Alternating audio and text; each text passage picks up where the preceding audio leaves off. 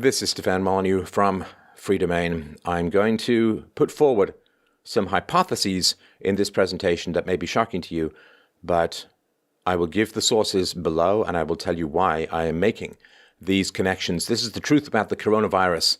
Collapse, worst case scenario, often in the short run, ends up being not the worst case scenario in the long run. Let's start with the facts.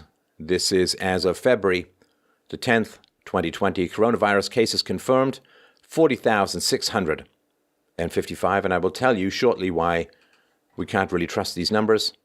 As far as the deaths go, 910, recovered 3,669. And if we look at total cases on the bottom left here, we can see there's been a slight flattening of the increase, although the increase is still considerably high. The total deaths on the right here, well, potential, exponential. We could still be at the beginning of a steepening curve and probably are. Okay, let's talk about the Canadian connection. I touched on this in previous presentations. This is from the National Post, a national newspaper, of course, in Canada, and this is from August 2019. Biowarfare experts question why Canada was sending lethal viruses to China. An expert said, "I think the Chinese activities are highly suspicious after it was revealed a Winnipeg lab sent samples of Ebola and Henipavirus to China." This is the article. In a tabletop pandemic exercise at Johns Hopkins University last year, a pathogen based on the emerging Nipah virus was released by fictional extremists, killing 150 million people. A less apocalyptic scenario mapped out by a blue-ribbon U.S. panel envisioned Nipah being dispersed by terrorists and claiming over 6,000 American lives. Scientists from Canada's National Microbiology Laboratory have also said the highly lethal bug is a potential bioweapon. But this March, that same lab shipped samples of the Henipavirus family and of Ebola to China, which has long been suspected of running a secretive biological warfare program.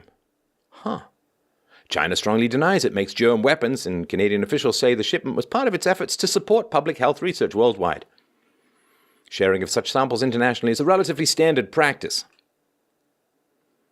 But some experts are raising questions about the March transfer, which appears to be at the center of a shadowy RCMP investigation and dismissal of a top scientist at the Winnipeg-based NML.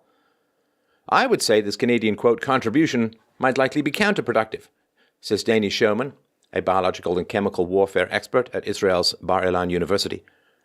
I think the Chinese activities are highly suspicious in terms of exploring at least those viruses as biological weapon agents. James Giordano, a neurology professor at Georgetown University and senior fellow in biowarfare at the U.S. Special Operations Command, said it's worrisome on a few fronts. China's growing investment in bioscience, looser ethics around gene editing and other cutting-edge technology, and integration between government and academia raise the specter of such pathogens being weaponized, he said. That could mean an offensive agent or a modified germ let loose by proxies for which only China has the treatment or vaccine, said Giordano, co-head of Georgetown's Brain Science and Global Law and Policy program. Asked if the possibility of the Canadian germs being diverted into a Chinese weapons program is connected to other upheavals at the microbiology lab, Public Health Agency of Canada spokeswoman Anna Madison said this week the agency, quote, continues to look into the administrative matter. That's not a denial. That's not a, what are you, crazy? Of course not. That would be mad. How horrifying, how horrible. No way, no how. So that seems important. And this, of course, I talked about this before, an acclaimed NML scientist was reportedly escorted out of the lab along with her husband and other biologists and members of her research team. The agency said it was investigating an administrative issue and had referred a possible policy breach to the RCMP. Little more has been said about the affair. So that's not good. So you've got a Chinese woman and her husband working in this lab, and she's ghosted, she's vanished, and people in the lab are told not to contact her. Her computer was seized, escorted out of the lab with her husband. And, you know, it's a great way to clear all this up, just release all of the files the RCMP had about what they were investigating and why. This is not an administrative issue, for heaven's sakes. An administrative issue is you're dating the wrong person in the lab. They don't involve the RCMP in that. So just tell people what's going on. You know, it's kind of tough. I've got to be honest with you. it's kind of tough to hire people whose family is embedded in a totalitarian regime like China, because even if they are wonderful people and good-hearted people and they love the West, their family is still vulnerable to pressure from said totalitarian government, i.e. China. So it's a little tricky to figure out where practical loyalties lie, even if they have, as I said, the best of intentions and love the West. They can receive a lot of pressure from the Chinese government regarding their family. So that is a big challenge. This is from the article. China's extensive and controversial use of CRISPR gene editing and related technology makes it conceivable the country could bioengineer germs like Nipah to make them even more dangerous. Well, that seems relevant. So, the guy who was in charge of this lab just a couple days ago died. This is from CBC. Renowned Canadian scientist Frank Plummer dies in Kenya, where he led HIV breakthroughs. World-renowned scientist Dr. Frank Plummer of Winnipeg has died. Plummer, 67, was in Kenya, where he was keynote speaker at the annual meeting of the University of Nairobi's Collaborative Center for Research and Training in HIV, AIDS, and STIs. Dr. Larry Gelman, who helped set up that meeting, said Plummer collapsed and was taken to a hospital in Nairobi, where he was pronounced dead on arrival. No confirmed cause of death has yet been released. Plummer was born and raised in Winnipeg, where he headed up Canada's National Microbiology Laboratory for several years. Isn't that rather terrifying? The lab has an administrative issue, could be a security breach. Chinese woman and her husband are escorted out. People are told not to contact them. And now the head of that lab is dead. No cause of death. So we shall see. We shall see. Well, who am I kidding? We probably won't see it all. So are people tidying up loose ends? Is it an accident? All right. Let's get on to further updates about what's going on. So this is from some of my contacts. In the national anthem of China, there is a phrase about the people unwilling to be slaves. It is now being censored in China, Chinese social media, on the grounds of endangering national security, and posts with this will be removed. More conflict. Shenzhen and Guangzhou people are coming to Hong Kong and buying supplies. If China does not start up again very soon, prices of goods will become expensive and more expensive, and we can see that inflation is beginning to occur because demand is high for goods, particularly food, while of course supply is low because people are paralyzed. The economy is paralyzed. Now, the Chinese Communist Party is under a lot of pressure to start up their economy again. So, under pressure to start up again, the CCP is taking a risk. Factories can start production once again after approval from the state. And a friend of mine from Hong Kong said, very small quantity of paper products when I went to the market this morning. It was quickly snatched up. Rationing is now enforced in Singapore for Hong Kong. Supermarkets are restricting sales of key daily necessities, which are very low in stock too. In the midst of the epidemic, many restaurants are seeing far fewer people. However, people are actively providing business to yellow economic circles to keep them afloat while others close down. Ostracism works faster in a crisis situation. In Beijing, a hospital only 3 kilometers from the Chinese Communist Party headquarters has significant numbers of infected people. The UK has evacuated its citizens. Chongqing, Wuhan are burning dead people to the degree where sulfur air pollutants have gone up. Sulfur is key in many proteins of the human body, so you're breathing people. The air is people. The hyperstagflation vicious cycle has officially started. 5.4% inflation, 20.6% inflation in the price of food, 1.6% on daily necessities, 1.4% inflation increase. So it's increased to 5.4. So this is typical for these kinds of disasters, and it's also typical for governments to react in this manner. So when there is a lack of supply and an increase in demand, it bids up the price of the goods. everybody gets angry and they start blaming the shopkeepers and the black marketeers for price gouging. You've, of course, heard about all of this when there were the terrible floods in New Orleans and people came with crates of water and were selling them at vastly more than they cost. But that's the only way to get the water there. If you can't charge more, nobody's going to bother to bring the water. So your choice is either a $5 bottle of water or no water at all. There's no other choice. So, of course, when the government sees prices go up and people get angry, then naturally what happens is the government says, well, there are these price gougers, we're going to put on price controls. And price controls produce shortages. It's one of these basic axioms of any reasonable economics. So businesses don't produce enough. There's a lack of incentive relative to risk. So the government tries to boost the production and it doesn't really work. Inflation, hoarding, repeat. And you can see this all over the place. Venezuela, Argentina, etc. So when people have things that are valuable, but there's a price control, they simply won't sell them.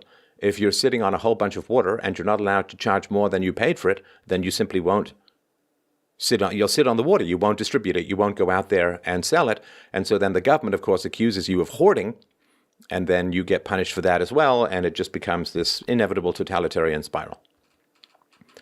In Hong Kong, a family reunion of 19 people caused 9 to become infected. And let's talk about escalation. There are rumors, of course, that some are actively attempting to infect others. University dormitories have become quarantined, and the World Health Organization warned that novel coronavirus can survive both humid and hot climates as well as cold and dry. World Health Organization Philippines reminded the public to wash your hands frequently and cover coughs and sneezes with a tissue or a bent elbow, and throw the tissue in the bin and wash your hands immediately afterwards. Aside from this, the World Health Organization Philippines also debunked claims that the drinking of water and alcoholic beverages protect people from the 2019 nCoV virus. So, from BBC News, Wuhan pneumonia, China confirms new coronavirus transmission via aerosol through air. China's official health department confirmed on Saturday, that's February the 8th, that the new coronavirus can be transmitted through the air. Now, whether people say airborne is the same as aerosol, is it floating on its own or is it piggybacking on drops of water?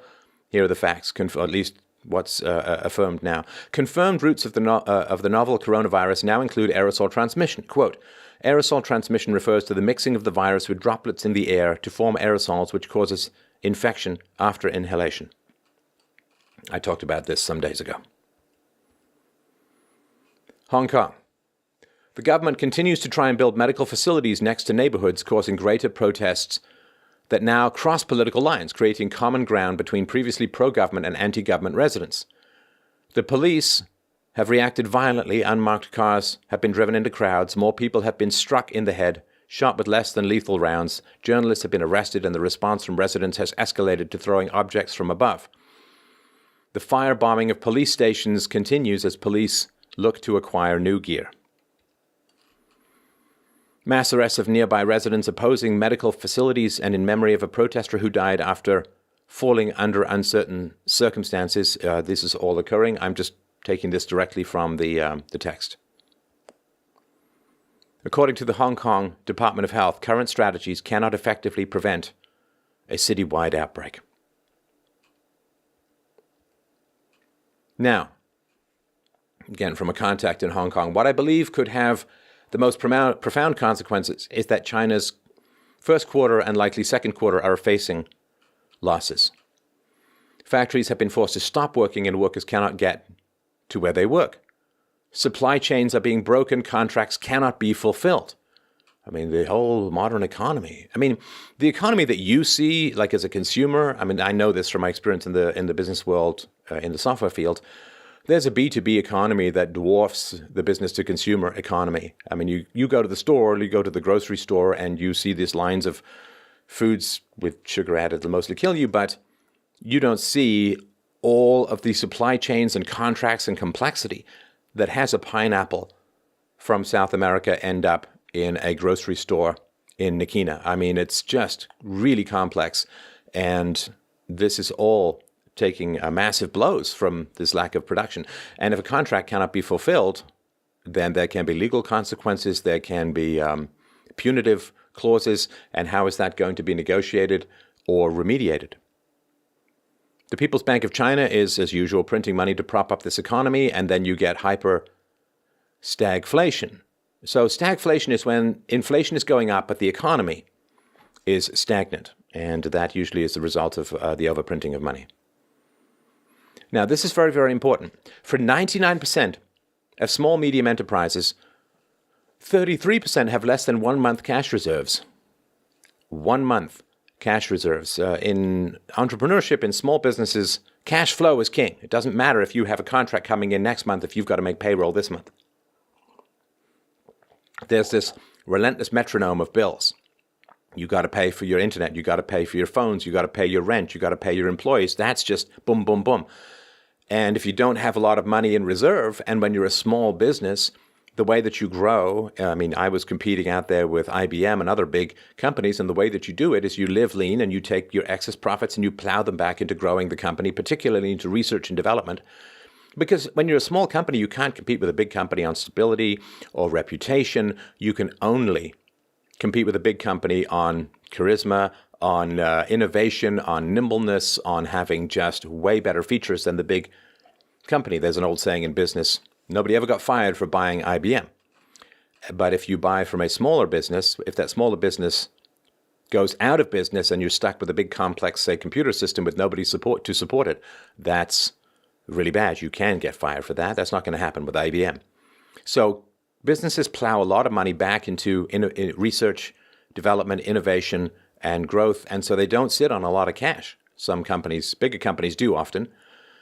So 33% of the small to medium enterprises, businesses, have less than 1 month cash reserves. 34% have less than 2 month cash reserves. 18% have 3 month cash reserves. Now, about half of China's GDP is contributed by small to medium enterprises. So if they stop working for over 3 months, 85% of them could close, potentially wiping out nearly half of China's gross domestic product. Do you understand why I've been talking about this so in depth? This has been the largest series of presentations I've done in quite some time. I want you to understand this. I need you to understand this because we're all intertwined in the modern world economy. It is a global economic structure. Let's just take the situation where a third of the small to medium enterprises run out of money, go out of business, right? Because a third of them have less than 1 month cash reserves. So let's say that only a third of these small to medium enterprises go out of business. But about half of China's GDP is contributed by them, right? So if a third of them go out of business, we're talking about a third of half of China's GDP. So, that's 16, 17% of China's GDP could simply collapse within a month or two. That is a world-changing event. This is why I'm talking about this so much. So this is why the Chinese Communist Party is rushing to make firms in key cities resume work. The risks are likely high, and even China's own health ministry says it is difficult to assess the risks. Saving rates in China are also low. Many people do not have enough savings to last more than 3 months. People in China do not save as much as they did before. And savings, of course, are important. Once you run out of savings and you're still quarantine bound or the prices of things have still gone up, you face, people won't just sit at home and starve to death. They'll get out and riot and steal and grab and just go into the country and take food. They will do anything to survive. It's not always the virus itself that is the most challenging for society as a whole. It's the ripple effects of these kinds of things. Now, this is important regarding transmission rates. Remember, I'm no doctor. I'm no expert in this area. I'm just a critical thinker looking at data. So today, 60 more aboard the Diamond Princess, this is a cruise ship, infected from Hong Kong passenger. More than 60 additional people quarantined on the Diamond Princess cruise ship operated by Carnival Corporation's Princess Cruises now in Yokohama have tested positive for the new coronavirus that emerged from Wuhan, China, a government official said today. So this means there are now more than 150 confirmed cases in Japan, including about 130 on the Diamond Princess in the city south of Tokyo. The ship has been kept in quarantine after a passenger who disembarked in Hong Kong was found to be infected with the pneumonia-causing virus. Okay, so this is really, really important to understand. This is one person on a cruise ship. Now, cruise ships were hit in the past with the norovirus, and they've had, of course, other issues where they've had viruses on the ship. So cruise ships are very, very strict about hygiene and cleanliness and so on. And so if you want to really get a sense of how infectious this horrifying disease is, then look at these people. If there's one person who was able to infect 130 people on a ship, which means, of course, a ship, again, with significant hygiene and cleanliness standards, that is really quite alarming. Again, sources to all of this will be below. All right, so this is from Bloomberg from February the 8th. Hong Kong is showing symptoms of a failed state. With empty supermarket shelves and rising public distrust, the coronavirus-hit city is ticking most of the boxes. And there's a picture here, of course, that is pretty horrifying. Imagine you go to the grocery store, your children are hungry, you're hungry, and you see empty shelves. Grocery runs in Asia's financial powerhouse have begun to remind me of shopping in Russia in the chaotic summer of 1998. You grab what you can find, and if there's a queue, you consider joining it. Surgical masks and sanitizer gel are bartered for. Detergent shelves are bare. A run on toilet paper last week after an online rumor was reminiscent of Venezuela. Crowds are irrational everywhere, and social media hardly helps, yet the palpable anxiety in coronavirus hit Hong Kong these days suggests worrying levels of distrust in a city where citizens have always expected private enterprise, at least if not the state, to keep things ticking over.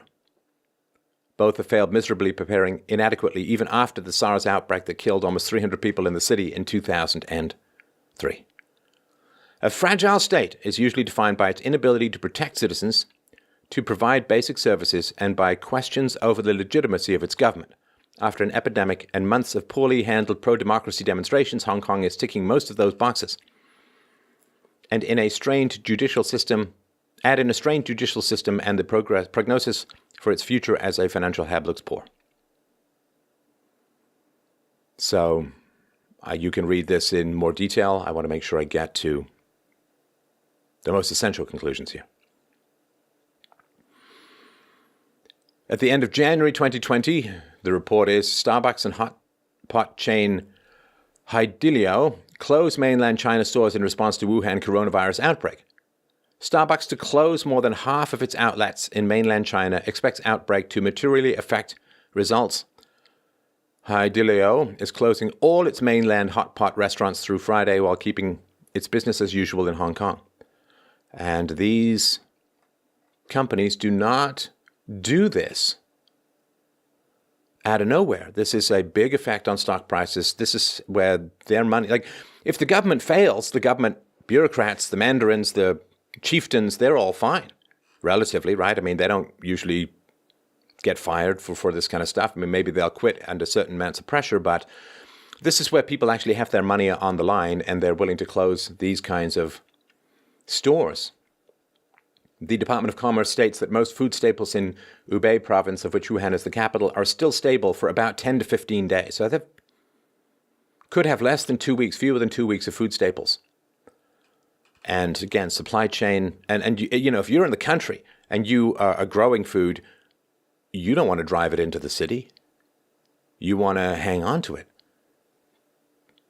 I mean, and certainly cities are so reliant upon the delivery of food. I mean, it's ridiculous. I mean, you understand if you sort of think about it for a bit. But as inflation goes up, currency becomes less valuable, food becomes more valuable. Now, do you want to trade something that is going up in value for something that is going down in value? Well, of course not. I mean, during a run on Bitcoin going up, do you want to trade it for a notebook whose value is going down? Well, of course not.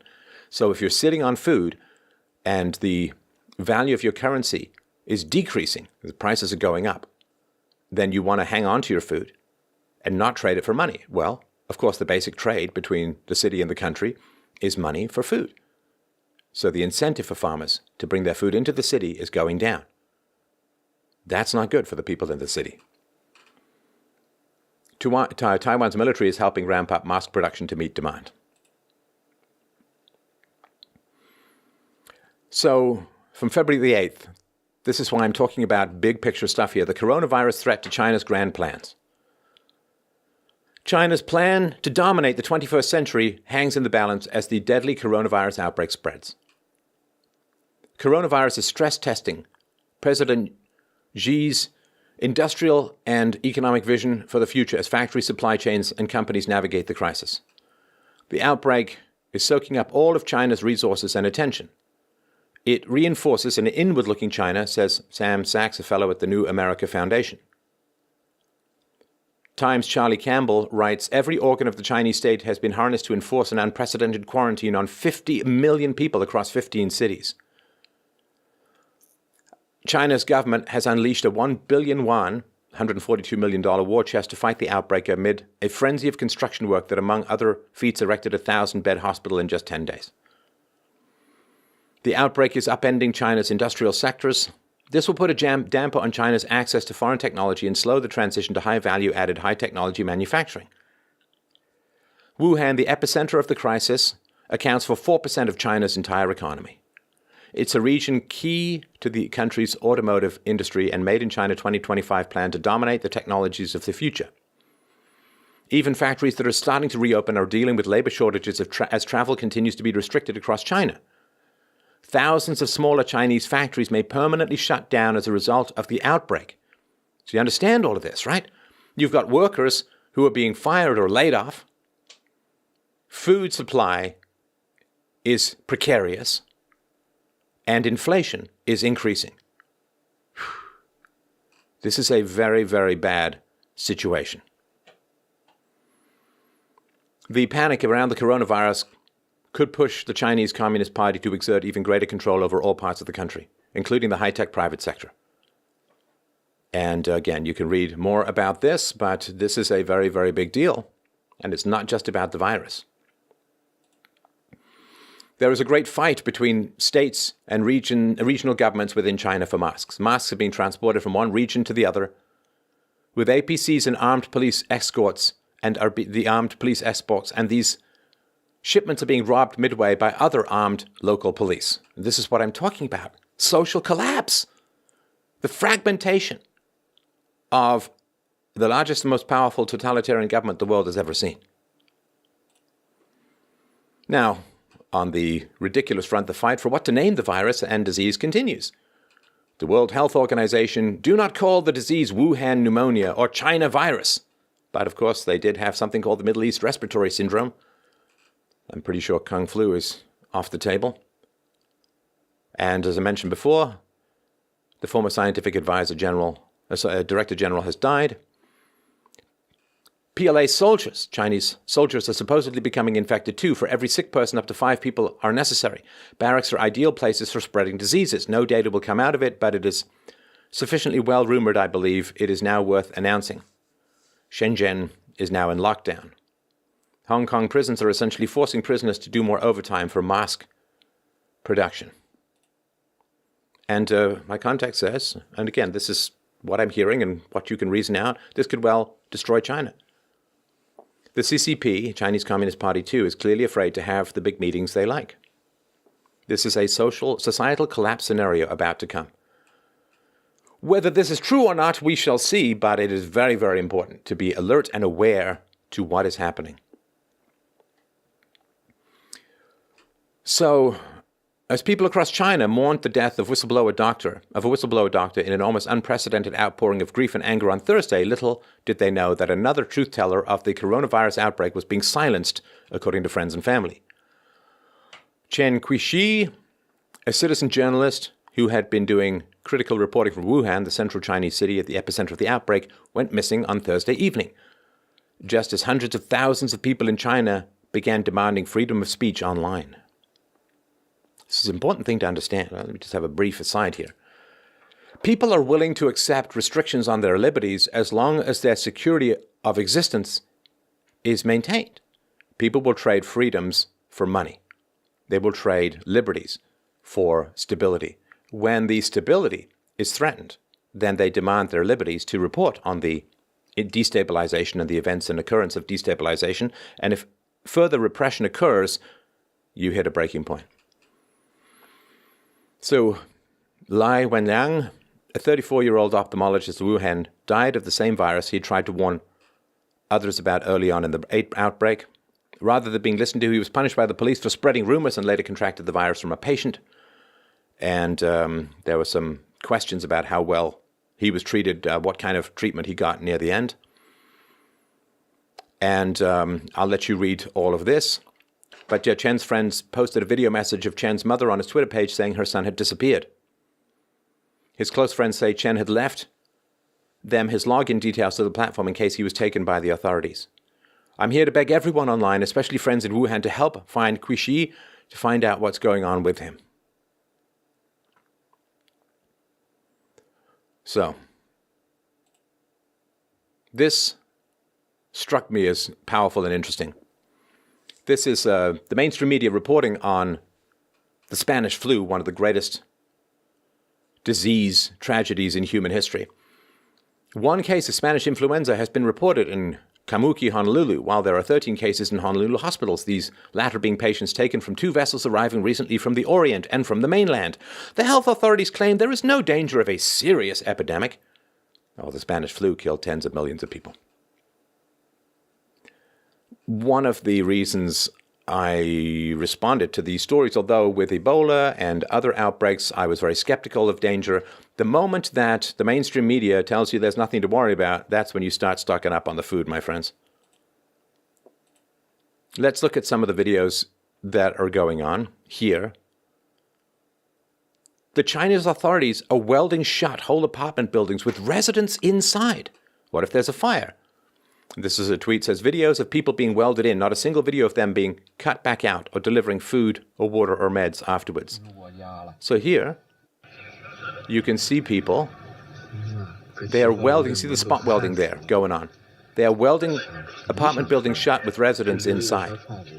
And this is, again, back to the Black Death in Europe, where they would simply nail up people's houses when people were heard to be coughing inside. This is... It's pretty terrifying stuff, as you can see. These are bars across, weldings. They're just keeping people stuck inside. This is not an ordinary flu, you know? This ain't no ordinary flu. Oh, no, now I got that Sade song stuck in my head. This is bolts, of course, people inside their apartments showing. And the fact that we can see all of this is truly incredible. I mean, astounding and horrifying. Imagine you're bolted in. That's it. All right. People inside this apartment building, says a tweet, are being quarantined due to coronavirus. A worker welds exit doors shut so they don't escape from the buildings. And that's not good. Now, let's talk about this particular situation. So this is on Face the Nation. This Chinese ambassador is being questioned. Because it also gets at, there's a lot of unknown and a lot of suspicion because of that. And in fact, this week, Senator Tom Cotton, who sits on the Senate Intelligence and Armed Services Committee, suggested that the virus may have come from China's biological warfare program. That's an extraordinary charge. How do you respond to that? I think it's true that... Well, boy, you know, when your government is accused of potentially loosening a virus that is killing hundreds of people, infecting tens of thousands, and has the capacity or the potential to be at the epicenter of a worldwide pandemic that could kill countless people. Listen to this. How do you respond to that? I think it's true that... Now, of course, you can just take the snippet out. I think that it's true that. But that's not how you want to start answering the question at all, because that's priming people to have you think that maybe you're unconsciously confessing something. A lot is still unknown. And a lot is still unknown. So this is very interesting, Tom Cotton, right? Who suggested that the virus may have come from the program. Pause from here. That's an extraordinary... How do you respond to that? I think it's true that a lot is still unknown. And our scientists, Chinese scientists, American scientists, scientists of other countries are doing their best to learn more about the virus. But it's very harmful, it's very dangerous. Okay, so when they say this could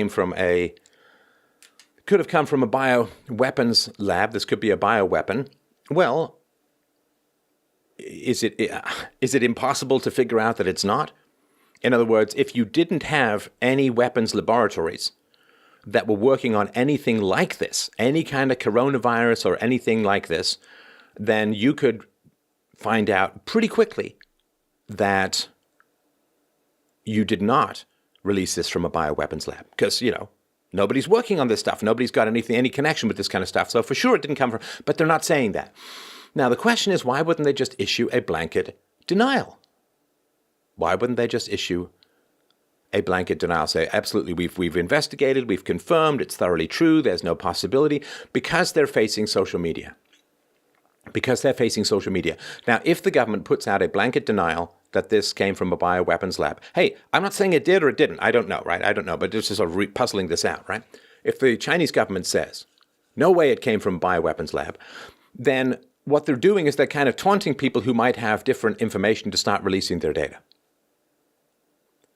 And of course, as we've seen, this is the hat tip to Scott Adams, but as we've seen from the recent Iranian debacle where the airliner was shot down and the Iranian government denied completely that it was responsible at all, and then they were quickly found out and revealed, that's a big blow to the credibility of the government. So if you issue a staunch denial and then it turns, and you're taunting people into releasing evidence to the contrary, then nobody believes anything that you say anymore. And government is outnumbered by the people. It relies on specific targeted force and general credibility. And again, people are willing to surrender their freedoms in return for stability. When the government can't provide either, you get change. So let's hear more what this guy has to say. To stir up suspicion, rumors, and spread them among the people. For one thing, this will create... Oh boy, where do you even start with this kind of stuff? Where do you even start? So this guy is concerned, you see, about the spread of rumors. The spread of rumors, which he's not denying, right? This is really, really important. The Chinese government sat on this outbreak for weeks. So they're more concerned about the spread of rumors than they are about the spread of a potentially fatal virus. But, that's government, so what they do. Panic. Another thing is that it will fan up racial discrimination, xenophobia, all these things. Oh, he knows the key words, man. You start talking about xenophobia and racism and prejudice and bigotry, you're just hitting those vending buttons of the dispensation of apologies and the lack of self-protection of other populations. That will really harm our joint efforts to combat the virus. Of course, there are all kinds of speculation and rumors. There are people who are saying that these viruses are coming from some military lab, not of China, maybe in the United States. How can we... What are you talking about? I mean, I've been reading quite a bit on this. Maybe I missed something completely, but I've not heard anyone say that this could be coming from a lab in the United States. Come on. Believe all these crazy things. You think it's crazy? Where did the virus Absolutely come from? crazy. Where did the virus come from? We still don't know yet. It's probably... Okay, so he's saying that they don't know where the virus came from. But they know for sure it's crazy to think it came from a bioweapons lab. Those two statements cannot be reconciled. Like if you're a teenager and you bring your dad's car home with a ding in it, and your dad says, where did this ding come from? And you say, I have absolutely no idea where this ding came from, but I know for absolutely certain that I had nothing to do with it. It's like, well, those two statements can't be reconciled. If you know absolutely nothing about something, you can't say anything about it. If they have absolutely no idea where this virus came from, then it could have come from a bioweapons lab. It's certainly technically possible. It's feasible. And, of course, the reporter, this is why I'm not in the mainstream media, the reporter would say, well, wait a minute, you can't say that you don't know where the virus came from, but it's crazy to say it came from a bioweapons lab. So which is it, right? I mean, they must have eliminated the bioweapons lab to call it crazy, in which case they should release all of the information to put people's minds at ease.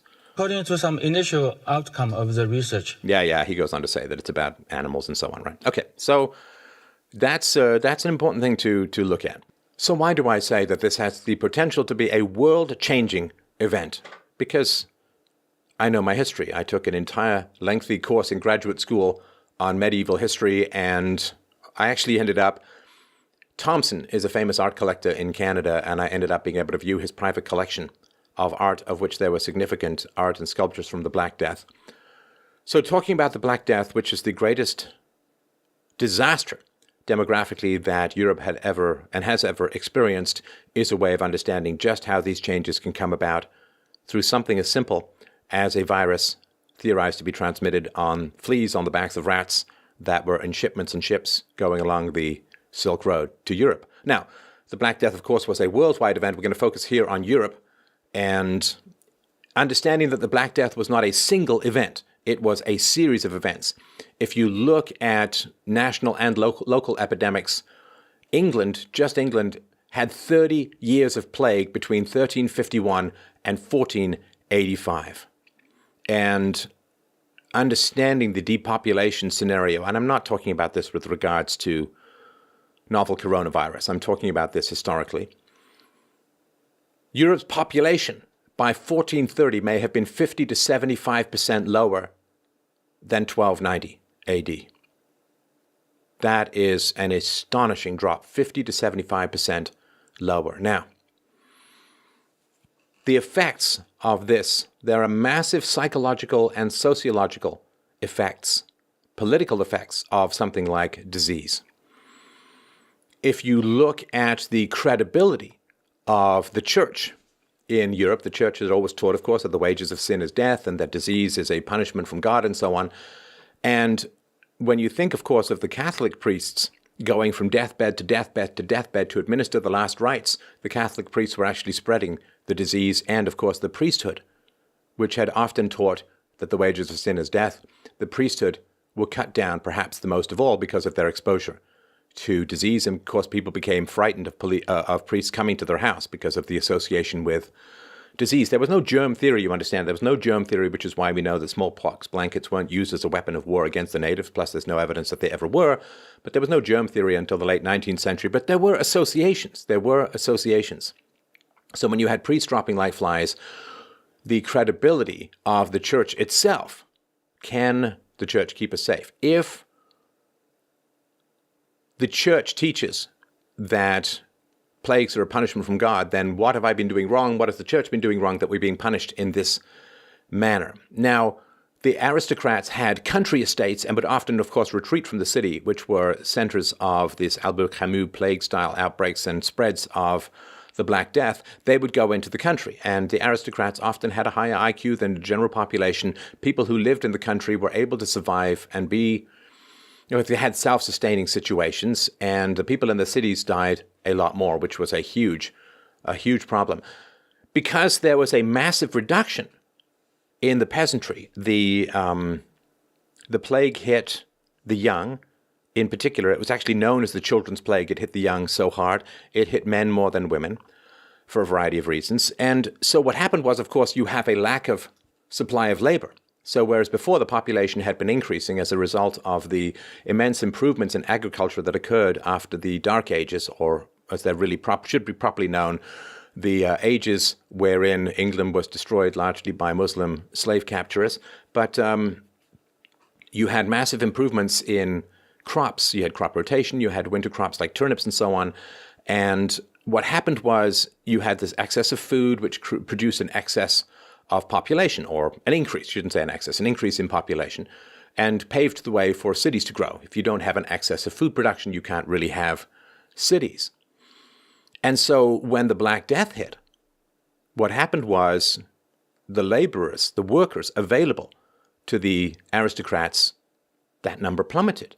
And that meant that those who had survived from the aristocrats, they don't farm their own food, they don't tend to their own livestock, they don't mend their own fences. Good heavens. You can't, you're not going to do. What's the point of being an aristocrat if you have to nail up a fence? So the working class, so to speak, had a much stronger position to bargain from because there were so few of them left. And because the price of labor was going up, like whenever the price of labor goes up, the powers that be always want to try and keep it down. And so they do this now with mass immigration, mass migration into Western countries. And in the past they did it. There was a decree, the Ordinance of Laborers in June 1349. And what that was a law that limited the peasants' ability to bargain for more than the same wages they normally would have been able to get, 5 or 6 years before the increase in the price of labor. And if you were a worker and you demanded higher wages based upon the fact that there were, there could be 5 aristocrats in the neighborhood all bidding for your wages, and you can put them in a bidding war against each other. If you demanded higher wages, you could be arrested and put in prison. And this was a big, big problem. See, it's one thing to have sort of serfdom where you're kind of tied to the land and don't really have much negotiating ability. It's one thing if you inherit that historically, you're just kind of used to it.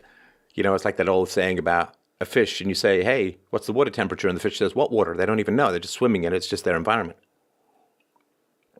You don't notice air until the temperature changes radically or you run out of it, right?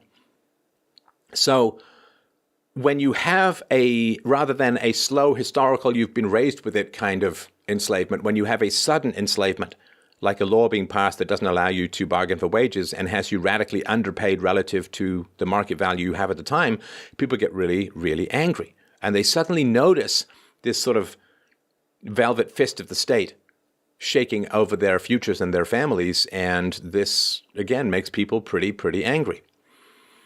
There was, of course, mass hysteria. People didn't know why all of this death was occurring.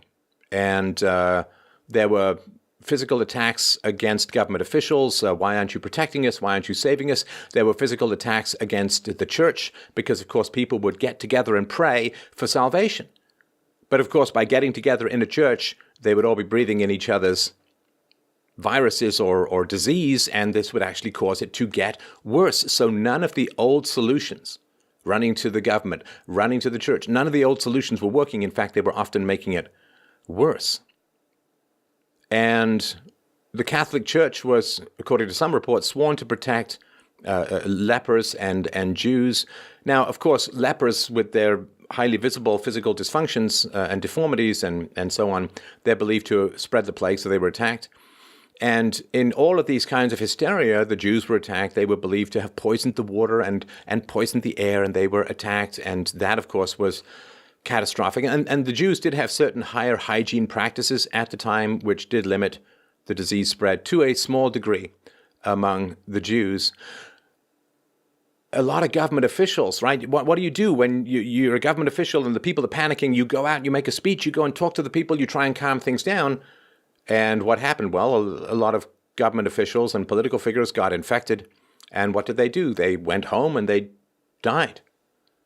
And so the government vanished from the local environment, and doctors fled to escape the disease, and that was a huge issue.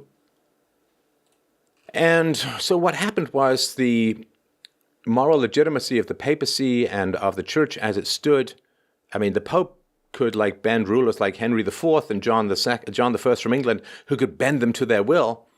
But after the Black Death, the popes and the church found their credibility so reduced that the interdict, the ostracism capacity of the church was significantly diminished, and that was massive. So you can't really get the Protestant Reformation without the Black Death destroying the credibility of significant portions of the church. And the Protestant Reformation, which led to massive multi-hundred-year wars throughout Europe, which killed off the people most dedicated to the most fundamentalist and primitive interpretations of Scripture.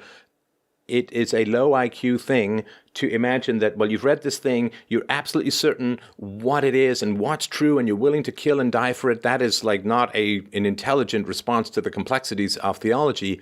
And so the people who were willing to fight and die often killed each other off. Those who survived were of a more sort of Hitchens-style, ironical, distant, interpretive, not the literal meaning, but the symbolic meaning of the text, and those people tended to do fairly well, and they're the ones who founded the Renaissance, the Enlightenment, the Age of Reason, and gave birth in many ways to the modern world. Again, it would be really nice if people had listened more to reason and evidence and didn't have to go through these kinds of horrible situations. But as a philosopher, you just recognize that a lot of what you're doing is you're just yelling. When you're a teenager and you go and see, you rent a movie with your friends, and it's a horror movie, and the teenagers are all doing stupid things.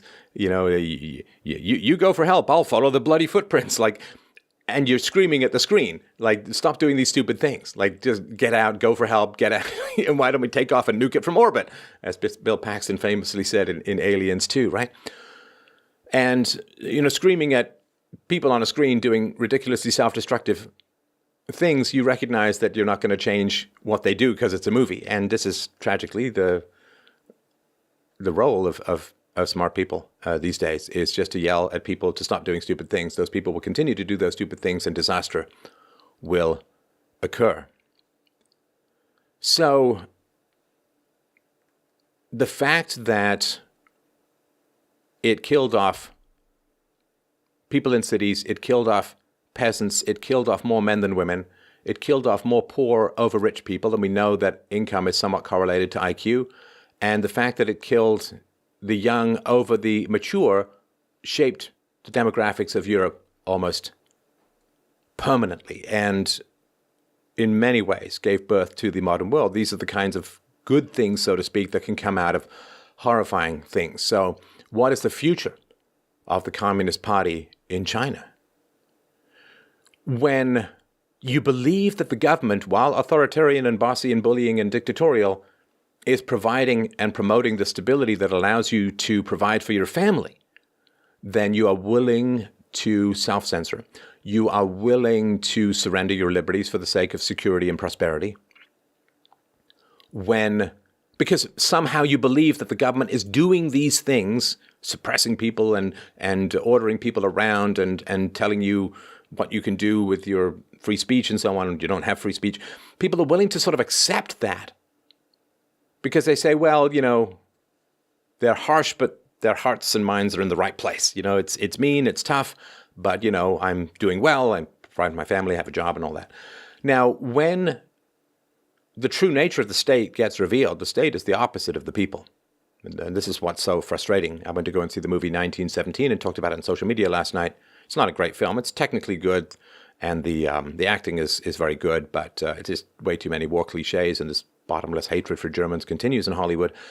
But the people were saying, but the Germans did this and the Germans did that. It's like, no. The German youth were forced to fight in World War I. And Christmas 1914, I got a whole video on this called The Truth About World War I. I will link to it below. The British and the German soldiers got together in no man's land on Christmas Day and played soccer and drank with each other and sang songs together and tried to learn each other's language and realized, of course, that they had more in common with each other than the rulers and the bankers driving the war. So the German state waged war. The German people suffered. That's such an important distinction, to not mistake the government for the people. So you were willing to submit to a state if you have in the back of your mind that it somehow has good motives, benevolent outcomes, and so on. But when you see the state lying about an outbreak, when you see the state protecting itself, when you see the state falsifying and underreporting, there is a report now that is particularly chilling, that the Chinese government is now no longer counting people as infected if they have tested positive but they have no symptoms. So this is going to lead to a massive underreporting. So when you see that the government is really after only its own benefit and its own power and is not there to protect you, but is there to exploit you, that's when governments and the world itself can really change. Please help out with the costs of this show and these productions. I really, really do need your help. I don't put out any ads. I don't have any sponsors. This is all driven by your support and donation. So please go to freedomain.com/donate and help out.